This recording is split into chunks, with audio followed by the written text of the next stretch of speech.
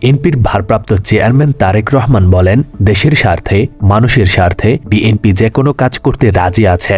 আমরা ৩১ দফার মধ্যে আছি। এই দফাগুলোর বাইরে যদি কেউ ভালো প্রস্তাব দিতে পারেন, অবশ্যই তা আমরা জনগণের স্বার্থে গ্রহণ করব। গাইবান্ধা, লালমনিরহাট ও কুড়িগ্রামে বিএনপির প্রশিক্ষণ কর্মশালায় ভার্চুয়ালি যুক্ত হয়ে এই বক্তব্য দেন বিএনপির ভারপ্রাপ্ত চেয়ারম্যান তারেক রহমান।